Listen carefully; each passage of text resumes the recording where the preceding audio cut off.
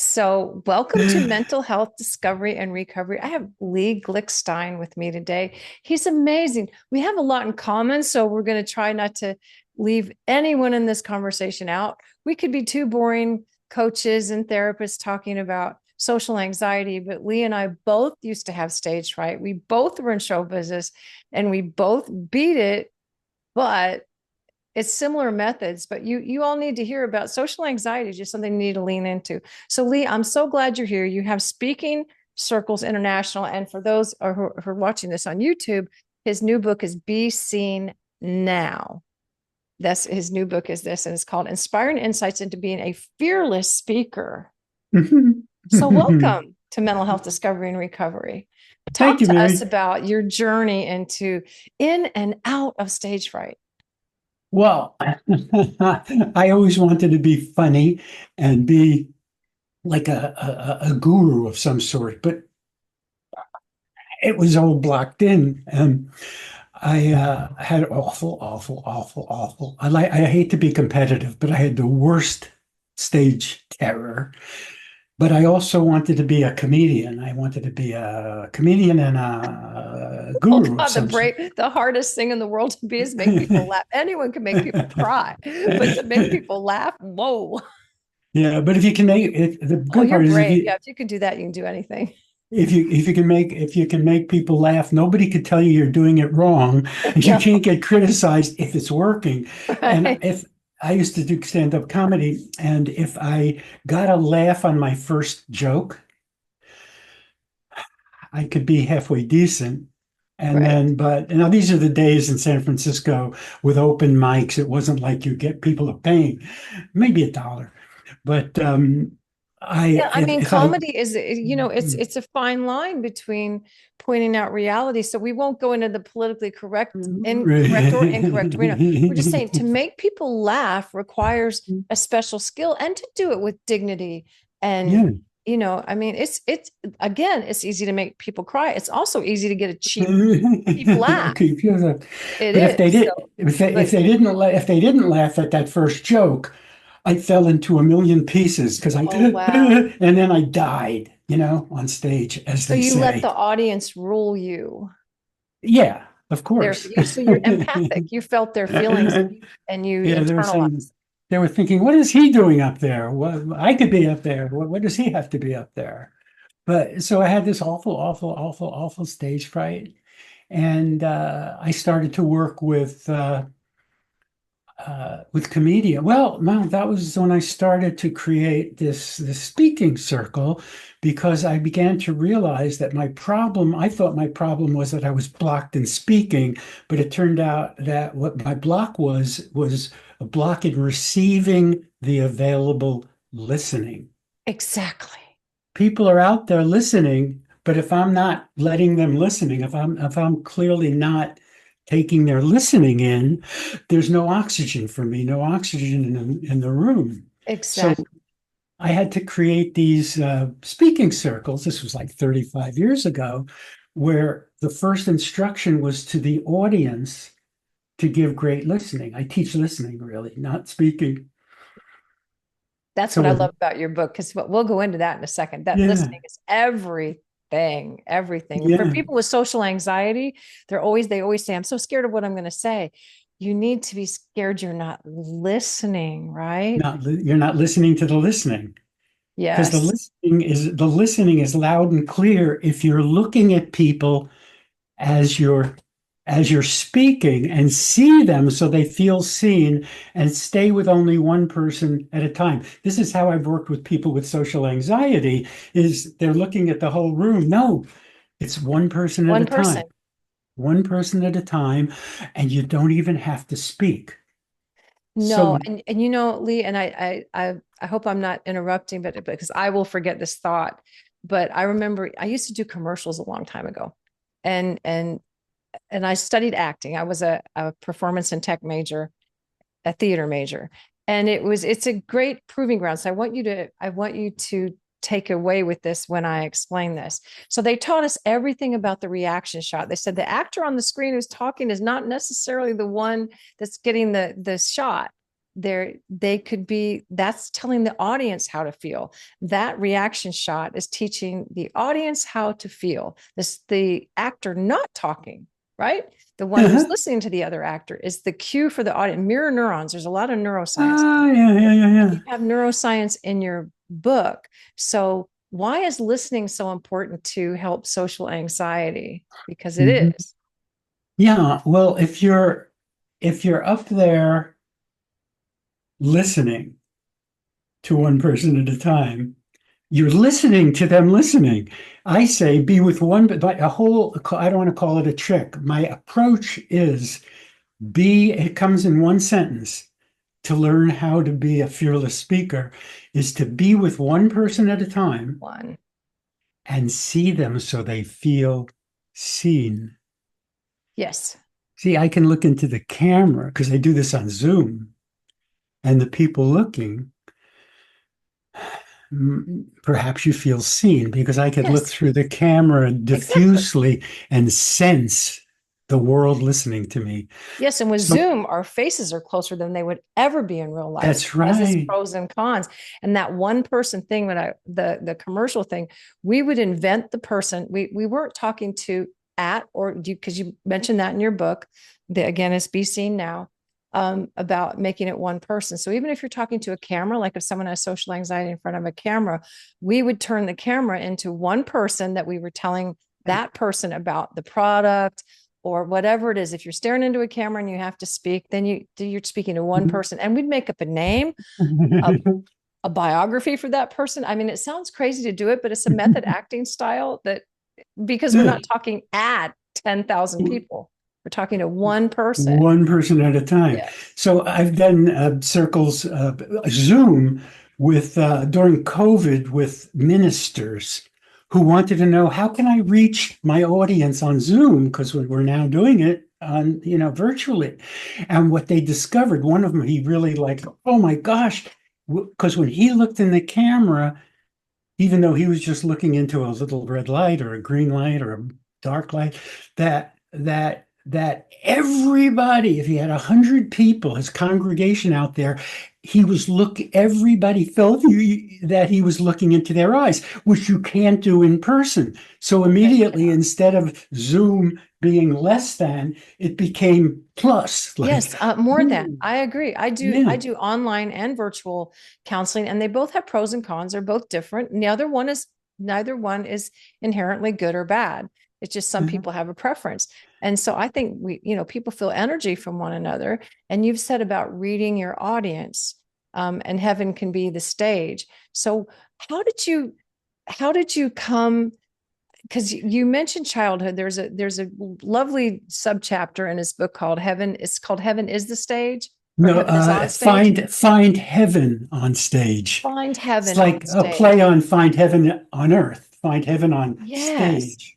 And I have a saying, if you're prepared, you won't be scared, because I help people rehearse, rehearse, rehearse. But you brought up childhood stuff in there. So let's go Mhm. there for a minute, because almost all social anxiety stems from childhood. And before we go too far, I do want to say that Lee, his what is your website, Lee? Because I give it at the beginning and the end so people can Yeah, find you. speakingcirclesinternational.com. Speakingcirclesinternational.com. Okay, so address that scared kid who's still in an adult's body trying to figure out, how can I beat this social anxiety? Because I don't care if you want to be a comedian, a singer, or Mhm. just a person who has to give a presentation. And here's something that affects everyone: is a job Mhm. interview. Yes. Everybody somewhere, almost everybody somewhere, is going to have to do that. And it's the same principle for that. So how about addressing the inner critic as a child, and how you can carry that into adulthood, and then how you can leave it behind you? And it's all in the neuroplasty of the brain, the magic of neuroplasty. We write about that in the book, about the science of it.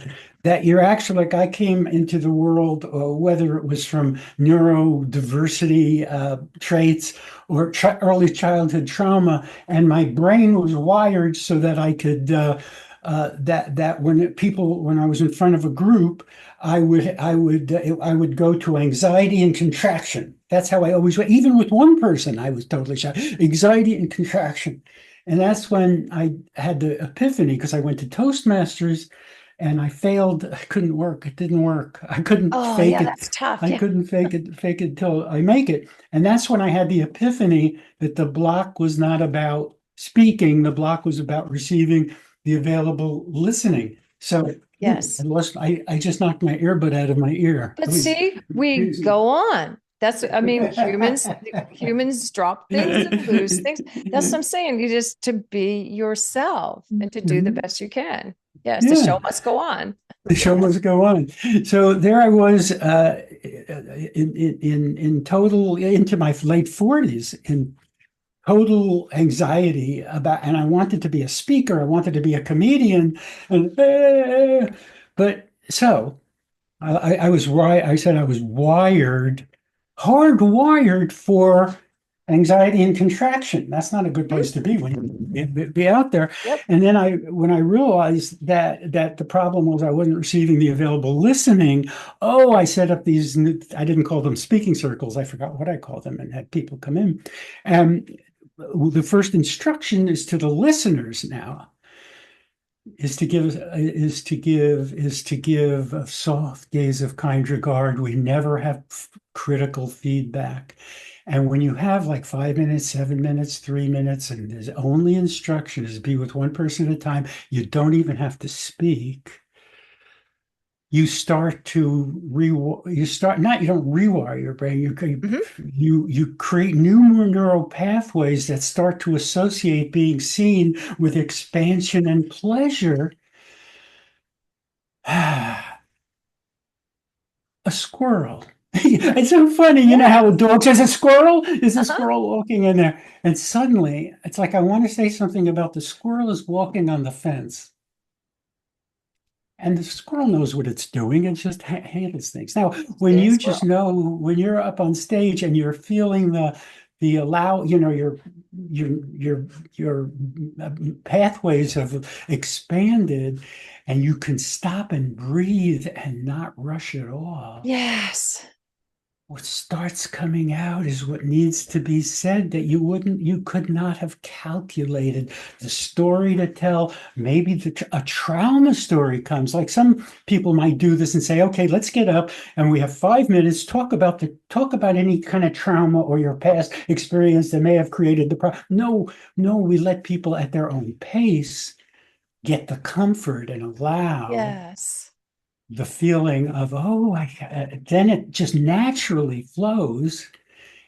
And and now here's an interesting thing, because I think, people who, so somebody is doing really well, and then they come the next week and suddenly they think they've regressed. I say, no, you just went back on the old hardwired pathway that Yes, your will never default. leave. Your It will default. never leave. It's there. It's default. It will never leave. But you create this freeway that's so much more exciting and accessible.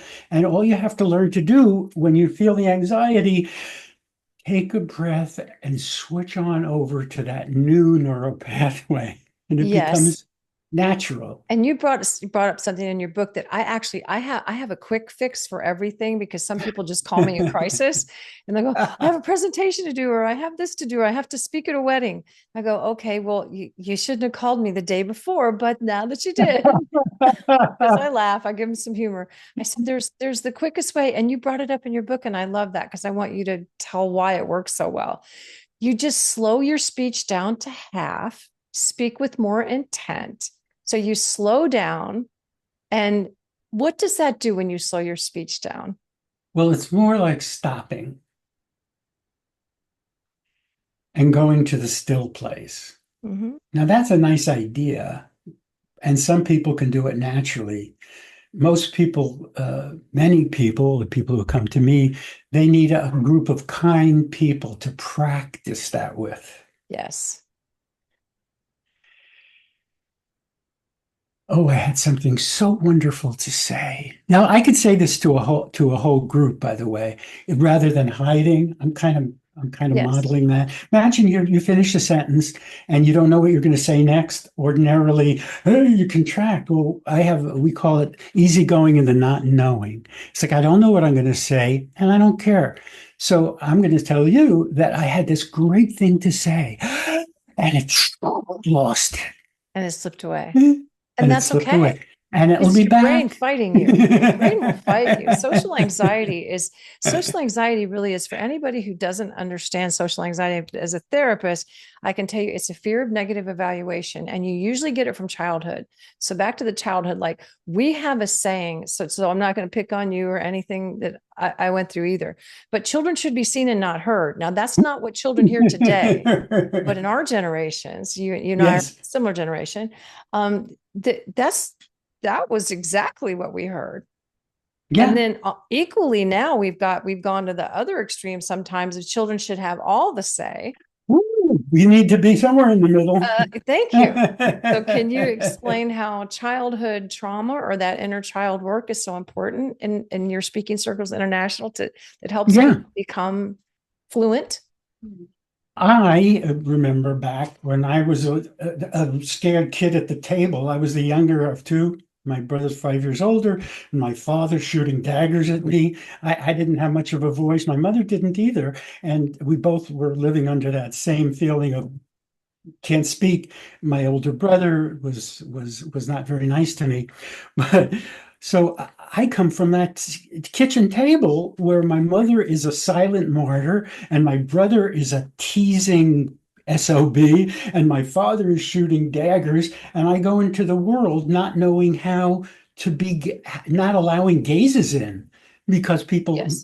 my mother was feeling sorry for me. That's the gaze I saw from women. And for men, it's like you have nothing to say. And the neural pathways, that's how I'm going into the world. And what I needed and what a lot of people need, and which I do everything I can to deliver in a group, is to re-gaze people.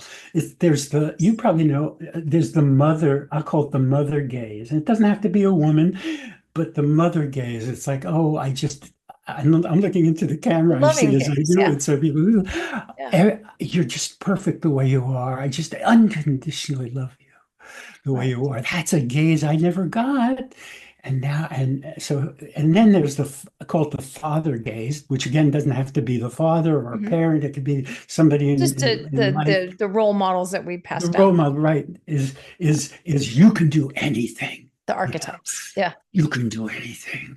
I didn't get that from my father. So, and I know many people don't get, especially people with social anxiety No, or they don't get it. they didn't get it. I didn't either. I think that's why everybody goes into show business, but go ahead. Yeah, right. So the group regazes you. So you start to see maybe the first time you come to a circle, you're seeing the same thing you saw in your family, but everybody's polite, everybody gets it, Hmm. knows what they went through, so everybody's just there.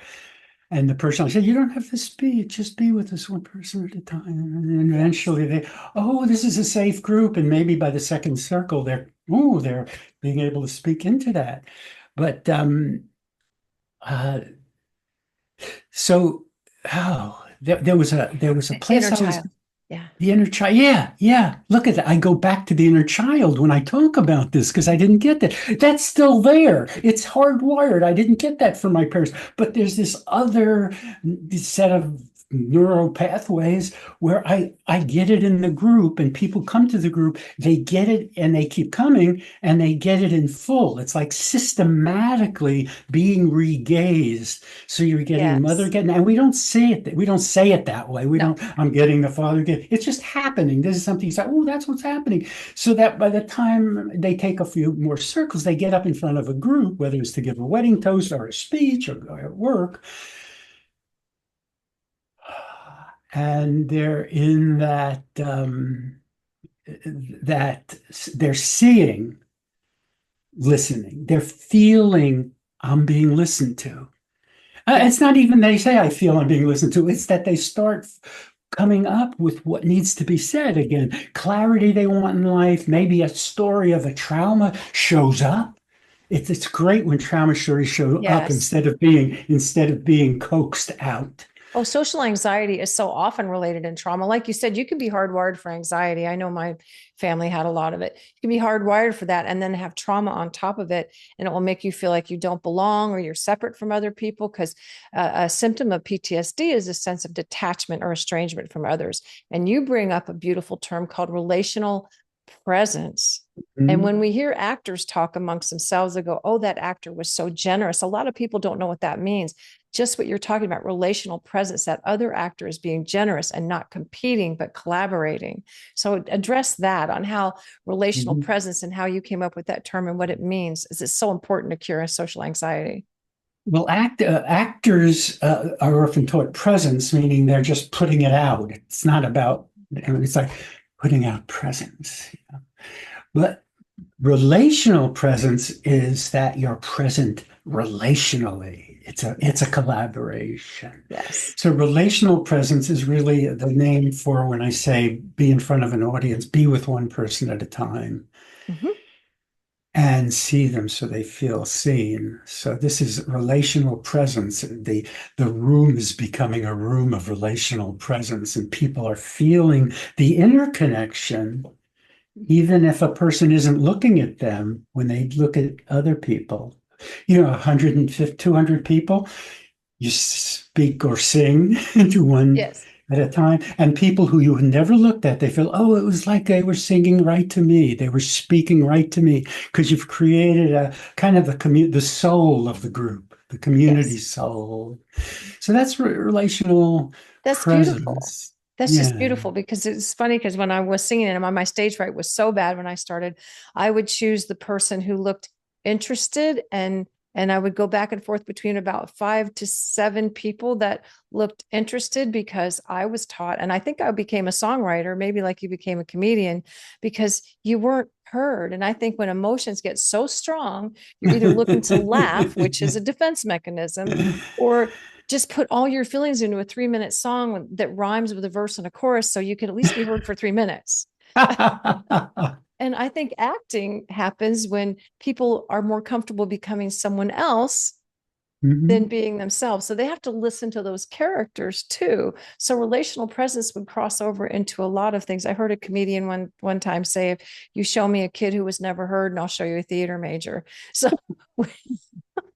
And wish I'm I wish I thinking could of remember his name because I always give credit where it's due, but I cannot. But so I talk read, about there's an article, there's a chapter I wrote, an essay I wrote about Alan Alda, quoting Alan Alda. Oh, he said something about that he thought acting was how you say what you say, how you say it. And he said, no, it turns out it's about how you listen to the other actors and yes. are in relationship. Your characters are in relationship rather than I'm putting out lines. It's I'm listening to other people's lines. I'm feeling into there, and that's another level of acting, isn't it? Yes, it is because it is the listening. It's the reaction shot. So social anxiety, a lot of people that have it because they're so hyper focused on what they're going to say that they're not listening to what the other person is saying. You can actually say very little and have engaging conversations by like we're doing now by talking just to people of common interest. And if you Yeah. can't find people of common interest, be interested in that other person. I know absolutely zero about rocket science, but if I was in the room with a rocket scientist, I'd probably say less, a lot less. So tell me about what you do. Tell me how you started. Tell me what in your childhood made you want to do that. So can you talk to the socially anxious person who really cannot fathom being able to just speak like you and I are right now? We did it, so I know you can, but talk to that person. well, Tell them talking, I'm where to begin. thinking people who come to my circles with that social anxiety is the issue. And they start like this. Social anxiety is what I have. They identify with having social anxiety. And when they go through a process of, okay, you don't have to speak. First of all, as soon as you say you don't have to speak, a lot of the anxiety drains off. So much of the anxiety is about what I'm going to say. So I'm thinking of a particular person who went through for years, and socially anxious people so many of them have so much in there that's beautiful to say, but they don't know how to get the listening to say it. So Yeah. and I see I'm looking right in the camera because I know I'm speaking to people right into your heart or into your eyes.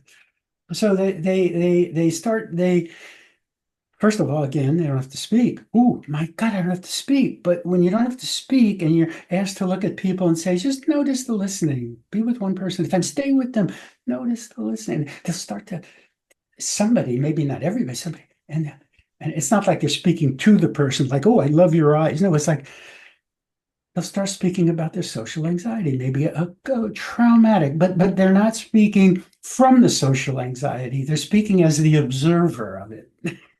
Yes. So it's like the relational presence you're talking about. Yeah. Is that Yes. if someone who's socially anxious doesn't want to speak much, it's what you said about being a listener. So Yeah. if you ask other people, it's just as simple as that. Lee, thank you. That's how I'm going to ask you about this. I'm going to ask you while I'm telling people, ask questions of somebody. Then you can sit back and listen and observe Yeah. and compliment them. Say, I'm amazed because your book is amazing. It really is. And because I had stage fright, I know exactly what it's like to feel it. It's horrible. Physically, it's terrible. I also would learn to laugh at it eventually. But talk to that person about, just ask someone a question. Be curious. Pay a compliment to somebody. Say, Lee, your book's amazing. Tell me how you wrote it. Isn't that how we start conversations? Yeah, yes. And the way that happens in a circle is after, say, they take a 5 minute turn, maybe they take a 2 minute turn and they're saying, I'm scared. Say, okay. They sit down and they see the kindness in the room and other people have things to say that addresses them. Then they get up and do a 5 or 6 minute turn and they start to nobody's asked them questions, but they're safe, and maybe they've never been, haven't been listened to like this, and they start making sense, or maybe they're still having difficulty, and they go, "Is that's okay? Just stay with." What happens after the turn, and this is about the getting feedback. Everybody gives a word or two or three about a quality of presence or character, Oh, engaging, vulnerable, attuned, poignant, awake, courageous. And the one or two or three words, everybody gives an appreciation and they repeat the appreciation. So what they're getting is the first thing they're getting from the audience, aside from the listening, is positive regard, which yes. You talk like about that in your book. You talk about the unconditional positive regard, like Carl Rogers. Yeah. so you put words into it and you don't say anything about their content or their process. It's just, Right. oh yeah, I sense there's a grace, there's a flow, honest things. You're not Yes. putting them on. So then they're starting to get feedback for just being themselves. Oh, that's beautiful. It's undoing the damage of the inner critic they took on from childhood. So again, repetition, we rehearse by repetition.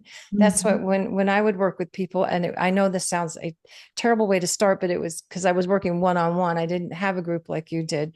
But when I would take a notepad and I would look very, all serious, and they all knew I sang already. So I was writing down. I would have them do whatever they did, whether it was speaking, singing, acting, whatever it was. And I had a camera. And so I was taking notes. So then I would play the video back for them. And I say, what do you think? They have not heard a word from me yet, by the way. Not one.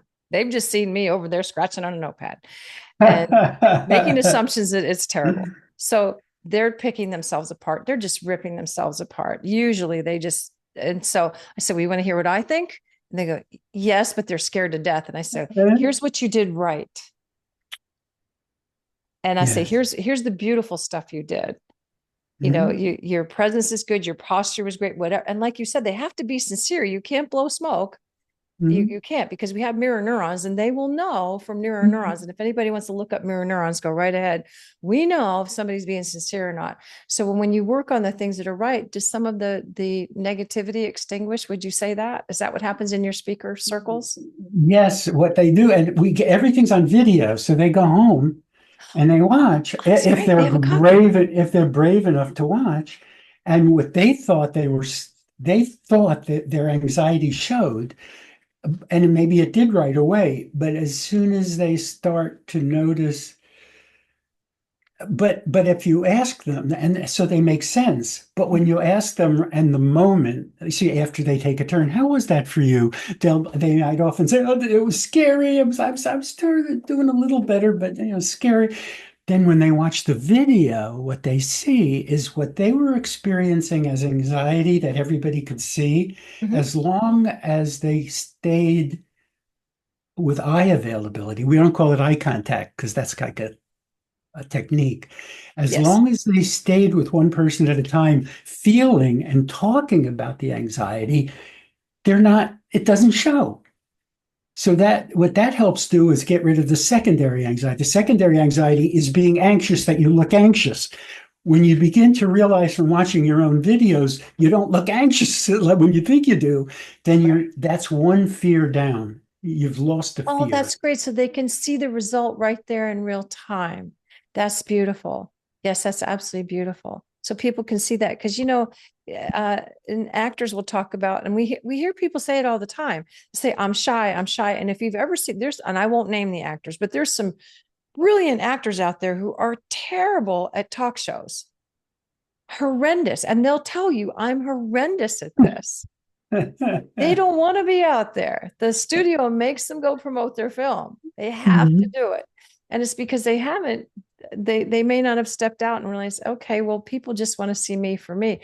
They're tearing a wall down between them. I think a lot of people, I tell people with social anxiety to wear sunglasses sometimes when they're out in a crowd and then take them off little by little. It's just what you're talking about. So eye availability. Tell me how that's different than eye contact, because everybody hears eye contact, but it's Yeah, our that's hearing another one of the things. availability. You can't say connect. You can't when you say eye contact. It's like eye service, like lip service. It's just there's nothing behind it. It's like, oh, contact. I'm looking at your eye. Eye availability means you're allowing people in. Ah, It's an invitation. It's very similar that we don't, we want connection with the audience, but we never say connect with the audience. I did a facilitator training just this weekend. We had people from around the country who've been doing a lot of circles, being trained to facilitate circles. mhm. And one of the difficult things is saying, don't say eye contact and don't say connect. They say be available for connection. Beautiful. Available, and then it comes. It takes two people to connect. The result is connection, but if you try to connect in any way, you're coming from disconnection, right? Yes, absolutely. I understand that. I'm connecting with you. I'm giving you eye contact. No. Yes, it's creepy. Right. or it feels punitive, or it's like you discuss the mother and father archetype, like the dad's like you have to do this, or children should be seen and not heard, the archetypes we have in our life. So yeah, that makes perfect sense. And you talk about kind of desensitizing people, and you brought up their mirroring. Would you discuss mirroring and the way you put it in your book? Well, now there's the mother mirroring and the father gaze, but are you talking about working with an actual mirror that I Yes. do? Yes, Ah, because where's my mirror? that my voice coach used to make me sing to myself. That's all I need to say. And you know what? Mhm. He cured my stage fright right then and there. He said, if you can sing to yourself, you can sing to anyone. And Wow, he was right. And I've got a very good. it was hell for about six sessions, but I love that man, Ernest You Nichols. got, Oh, you have a mirror right there. Okay, I'm explain to glad people you're why talking that about mirror mirror. works so well. Oh, We're so reticent to use it. this is if you're like me, I used the mirror all my life to shave or whatever, comb my hair, preen, Right. but to say something like "Hello, buddy," "Hello, friend," no, not on the menu. And when Exactly. I We're not taught to started, do that. no, and when I started realizing I could find a friend in the mirror, I started doing it. And it's not a lot of work. You don't want to take 5 minutes. I mean, just like if you take 15 seconds in the mirror, and the first you're going to see things you don't want to see. People say, I see my wrinkles, da da da da da. Just the person who said, no, I'm so wrinkled. Within 10 minutes of doing mirror work, I do mirror work on Zoom. what she saw was, oh, this is how God sees my wrinkles. Oh, yeah, smile lines. Right. So to find your friend in the mirror takes just a little work that most people are not willing to do because of mirror anxiety, because like we were Yes. told, you know, your voice hurts our ears. Stop. You have to, yeah, in glee in school singing groups, just mouth the words. You don't have to carry a tune, and we're told we're given messages that we don't have anything to say. That's why we have stage fright.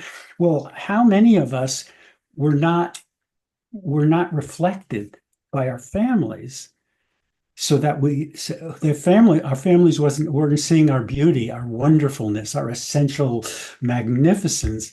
So that's when we look in the mirror, we don't want to deal with this person. We just want to take care of her. I look okay, Yeah, that but it's just a glance almost. The just a people are not glance. communicating with themselves. And my job as a therapist, this is what I say. I've never heard this anywhere, but I'm sure other therapists have said it. Um, but I always say my job as a therapist is to help people listen to themselves and to come to the best solution for them and the best option. I cannot do that unless I'm listening to them actively. In therapy, we call it active listening. That's what you mean by relational presence. Can you kind of expand on that with your circles, like how someone would come into you and how you could work with that, like an extremely anxious person? Yeah, well, let's to talk about the mirror. Uh, I want them to find a friend in the mirror. You're not going to get over the anxiety. To me, you're not going to get over the anxiety, because if you don't come to find your friend in the mirror, with audiences, you're not gonna see friends in life. You're not going to see friends. So why not start at the source? I have a chapter on exercises in the mirror, and just to any of you can do this. This will be beautiful with a hand mirror. If you, what happens is you look in the mirror and you have criticisms. You criticize. So say your criticisms. Don't say, "Oh, I'll be okay," and just a little a day. Look into your eyes, forget your face. Smile with your eyes. You will find when you're able to say hello, hello, my sweetheart, your best friend. Find your friend. I didn't find my friend for I'm 80. Till I was 78, I didn't find my friend in the mirror. I look so young because of immaturity, but that's another story. It's comedian in you. That's the comedian. That's what That I always say. that always gets a laugh. But it's so funny. I don't do as much mirror work as I want to. In fact, I do mirror work here on the Zoom because I look at myself. I say, I'm okay. Hi, buddy. Hello, buddy. Yeah, I So I push want. myself off to the side when I'm using Zoom. I can't really see myself when I'm using Zoom. And the mirror work is fascinating because I told you my voice coach would do that. But I would encourage people, and I want to hear your take on this in relation to the things Yeah, you've written, that it is amazing when you don't look at your face, quit looking at your face, get really close to yourself and look in your eyes, put a light source there. You'd be yeah. surprised how much light there is in a human being's eyes Oh, yeah. when you You just focus on just the eye, because you talk in your book about a soft gaze. So that's what I mean by that, looking in your eyes. yeah, We used to have to yeah. do that in acting school. It's terrible. It's Ooh. terrible to have to do it. It's also wonderful. You get used to your own self. But explain how that works for you and how you would tell someone to do that. Well, we're in circles. We ask people to give a soft gaze of kind regard to the Mhm. person up front. To always, in an in-person circle, always stay there. Because when they look at you, you're right there with soft gaze of kind regard. On Zoom, we call names. So if I was to a Zoom turn, I said, Mary, is it Mary or Mary Joy? Is Mary Mary Joy? Joy's my last name. What a Joy's your name. last name. Yeah, but so you're also Mary Joy, but Mary, that um, so I'm looking in the camera and I'd say, so look, yeah, that we call names in Zoom circles. And when I call Mary, Mary looks into the camera so I can see Mary on the screen. But so we'd say a soft gaze of kind regard, but I've added with the lights on behind your eyes. Oh, yeah. And what I notice is that, especially maybe if you look in the mirror or you look in the camera, what people are getting from you, it's not from here. Right. It's your eyes. They are the window to the soul. Yeah, and sensing and the smile. We think we want to smile at somebody. Right. The smile comes from the eyes. It does. It actually does. So You if you can keep your smile with your eyes. Yes, you can. if you give away your face, like let it just hang there and see if you can just smile with your eyes. And if you can smile with your eyes, your lips will naturally come up a little Yeah. And so you help people in your classes with this. with this, yeah, with smiling eyes, Irish eyes. I had an Irish person in the training who was singing "When Irish Eyes Are Smiling." Oh, yeah. But and it's true because oh gosh, I just had a memory of when she's a very difficult acting teacher when my first year of university as a theater major, and she would make us sit a foot apart. She would measure it. She always made you choose your best friend, the one that you laughed with and cut up with. She knew what she was doing, and it would be our undoing because just what you just said, she made it, we could have no expression. We had to have feeling. So she would call out emotions, anger, couldn't, you had to do it with your eyes, smiling or not smiling, but happiness, love, whatever that was. But if we laughed, because it's human nature to get nervous and laugh, we flunked the whole test. That's a Not great just one exercise. part of it, the I've whole had thing. it's a Yeah. good teaching. You really want to find ways to convince people to control their face, even with a great friend, because Yes. you want to do it if you have a partner in life out there. But it's such a good proving ground. That's why I send people with social anxiety to improv classes. There's a reason I do that. Probably the same reason people come to you. I send them to improv classes because everyone in there is afraid. They're all on an even playing field. Nobody knows what's going to happen. Nobody knows what anyone's going to say. Kind of like our conversation today. I read your book. I was prepared, so I won't be scared. I was be prepared, so you won't be scared. But this is an organic conversation. So explain to people what I say is organic conversation. Put it in your words, and like how your book does. What an organic conversation is.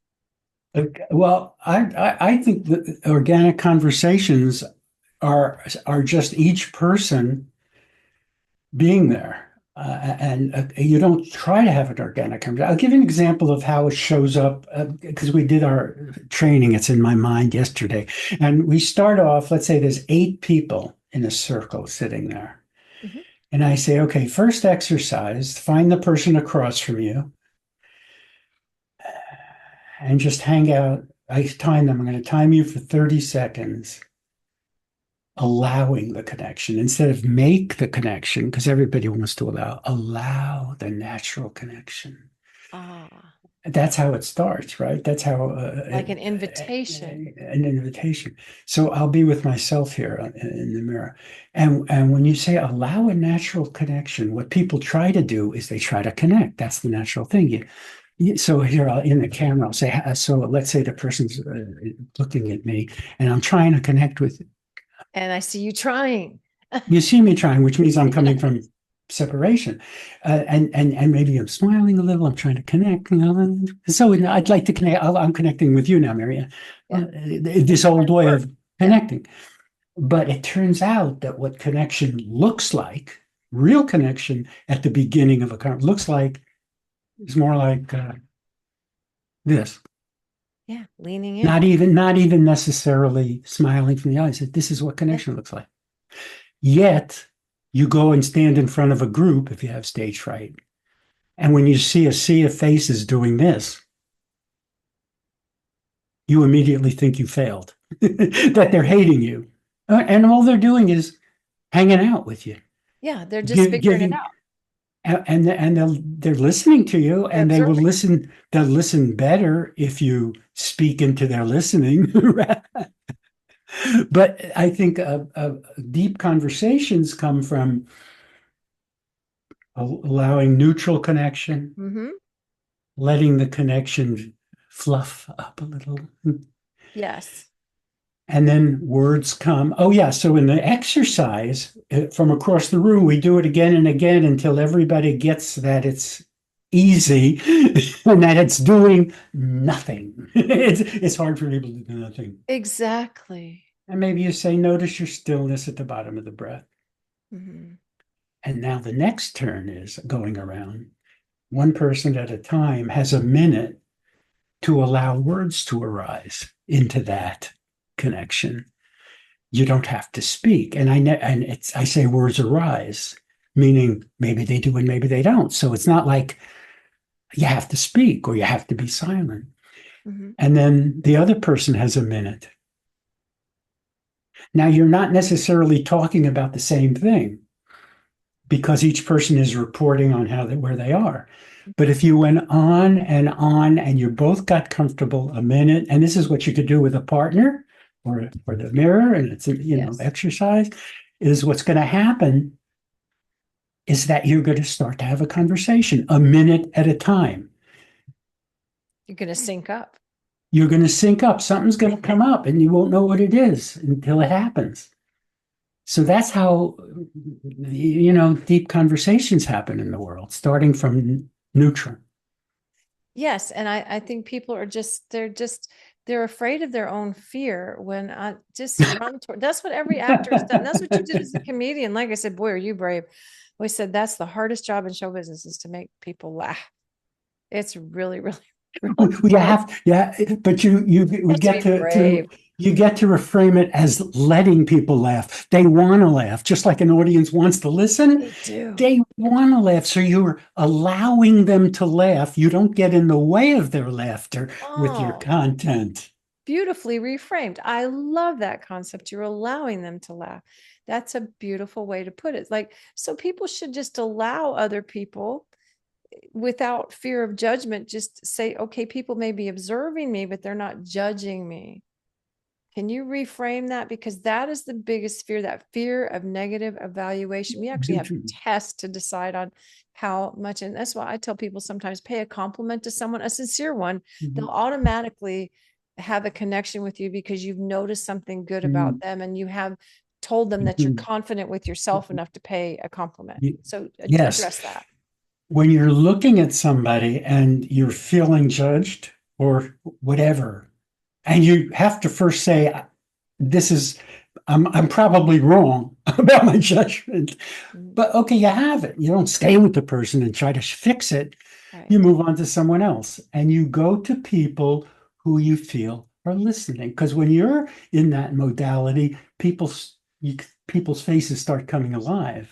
Maybe Mm-hmm. not right away. Stay with the people who are appreciating you, who are there for you, and be aware that there are going to be a few people who maybe just don't like you. Maybe you remind them of someone. Who knows? You can't get everyone, as opposed to a typical thing of people with stage fright. A lot of people will be appreciating them, and they'll go to the one person who isn't because Exactly. they're so used to criticism. That's where they go. So be aware some people aren't going to like you. Big deal. No, there's actually a statistic that we only actually like about 10% of the people that we meet because are not physically capable. I mean, deep like friendships, we're not Yeah. capable of loving everybody. And when I tell people that have social anxiety, I said, do you like everyone you meet? They go, well, no. I go, well, then not everyone you meet is going to like you. And it kind of lifts that, the self-loathing off. It's like, it has nothing to do with you. Like you just said, you could remind them of somebody. I went to an audition one time and I walked in and the guy folded his arms. His posture was terrible. He folded his arms and he went, you look just like my ex-wife. And I said, well, I'll just make this quick. And he said, no, I want you to read. He goes, I said, look, I'm not going to get the part no matter what. And I made a joke out of it and laughed and I didn't.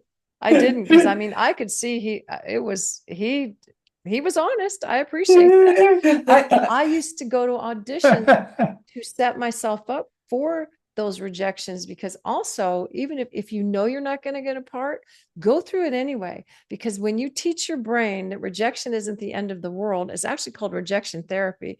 You can walk into McDonald's and ask them for a steak knowing they don't have it, and your brain gets used to hearing the word no. So it doesn't seem like such a big deal. Ah. So I used to go to auditions all the time that I knew I wasn't right for. So go run with that on But how that wait, relates to your but work. Mary, let's try this. If now you went to an audition and somebody said, you remind me of my ex-wife, what would be the funny line to respond? Well, was it amicable?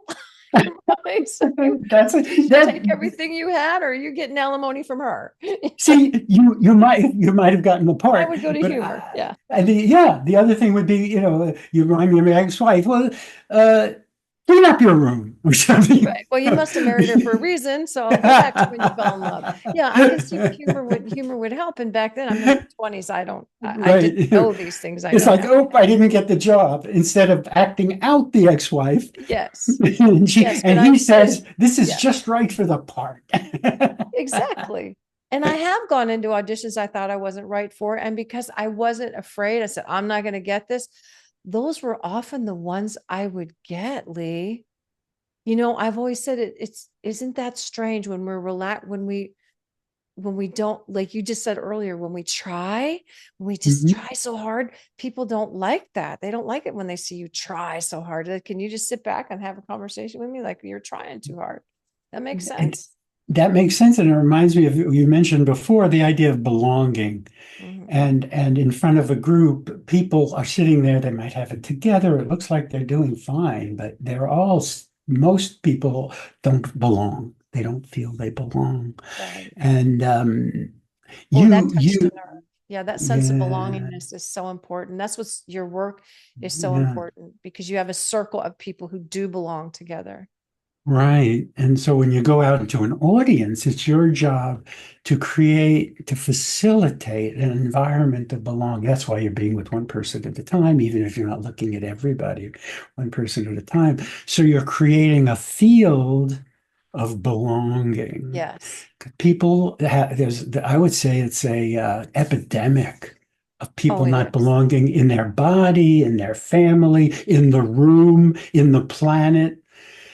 Everybody's struggling with that, particularly with the mess the world is in. Oh, it's a yes. hard commodity feeling belonging, and you can give anytime in front of a room.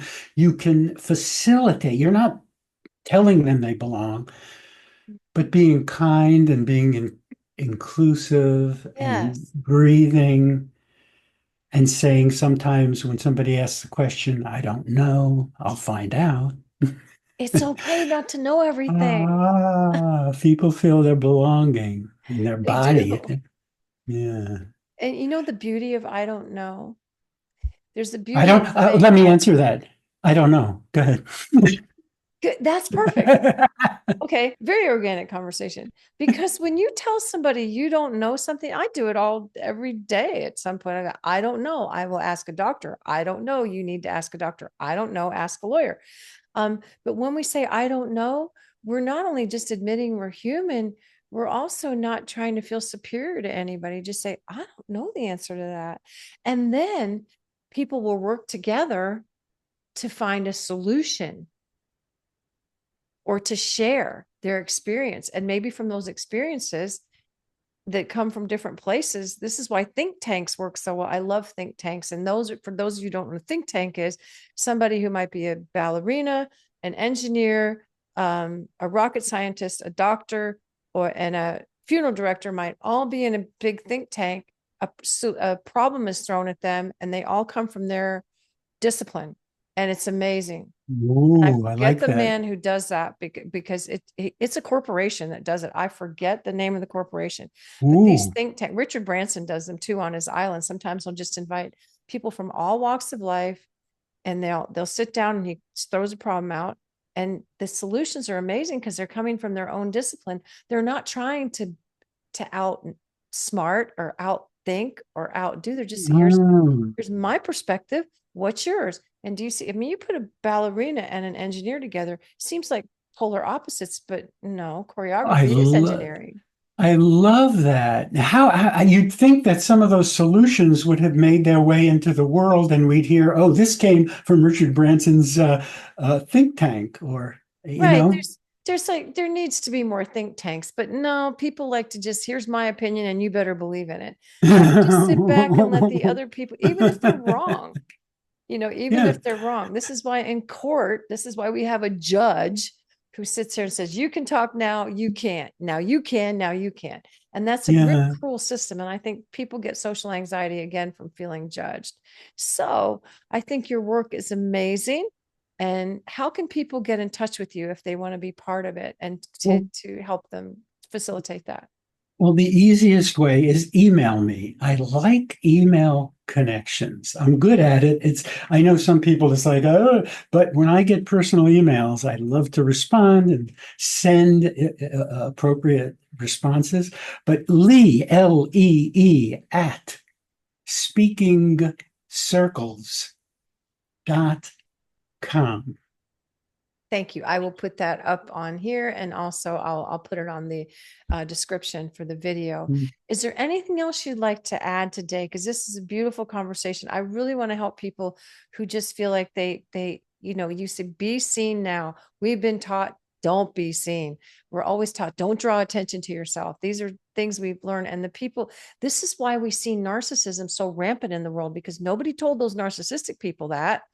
They just went out there and then they're they get lifted up. Yes. Yeah. Mhm. And the people who really have the great ideas in the think tanks, they're not more introverted. They're not seen. So where did you get the title from? And I want to hear about that. Be seen now. Well, the book I wrote 28 years ago was Be Heard Now. Ah, So, which by the way, I would say was ghost written. This was 28 years ago. Be Seen Now, I wrote based on okay. articles I've written since Be Heard Now, which of course is a play on Be Here Now, Ram Dass.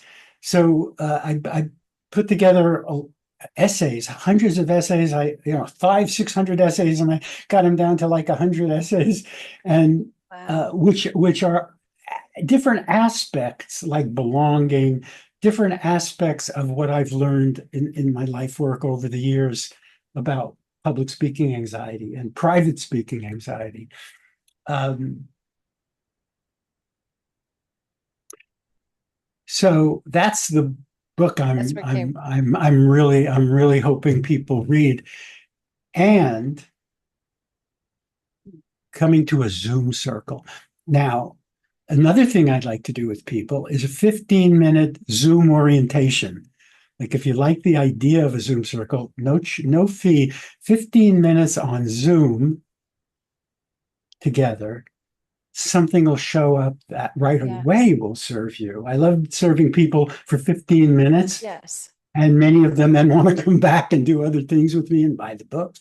So 15 minutes on Zoom, just like this, like me and Mary are. Yeah, that's And beautiful.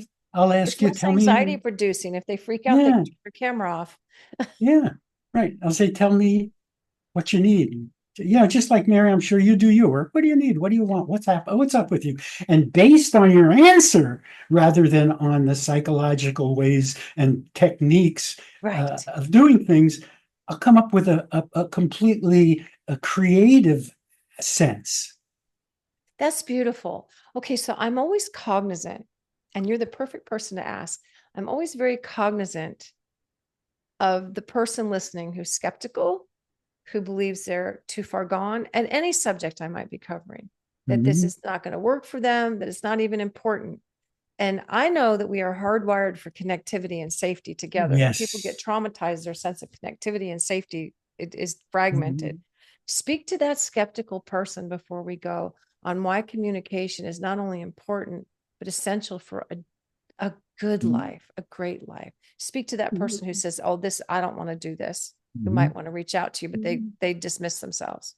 Well, I'd say I am saying to that person, you have something to teach, right? You know, there's something you believe, some experience, something you want people to know. There's something that you have to give. I mean, not be to a lot of people, it might be to some people, but if you can find or realize you have something to give, take an opportunity to get the listening, to start to clarify what your gift is to humanity. I think without giving, we all have a gift for humanity, to humanity, Yes, we do. without giving and isolating that gift. And I don't know, nobody has come to my circles.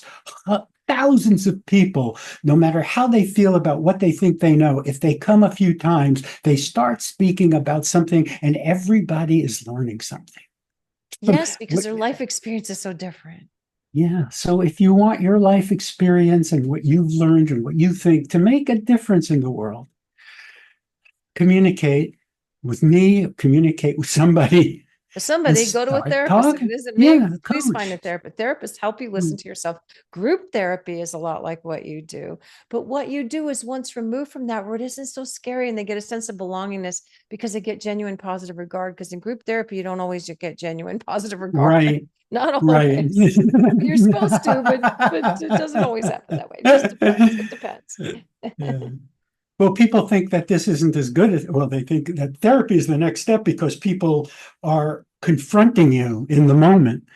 I Exactly. used to be in through therapy and the confronting in the moment that didn't help me. No, it makes you more anxious sometimes. It Yeah, works for some people. Some people it actually is helpful for. There's certain diagnoses or certain groups of people, but for the most, I really truly believe that the common thread of humanity is that we all want to be seen and heard and accepted for who and what we are, no matter what. Is that kind of yeah, I've the used the last word, right? expression in my book.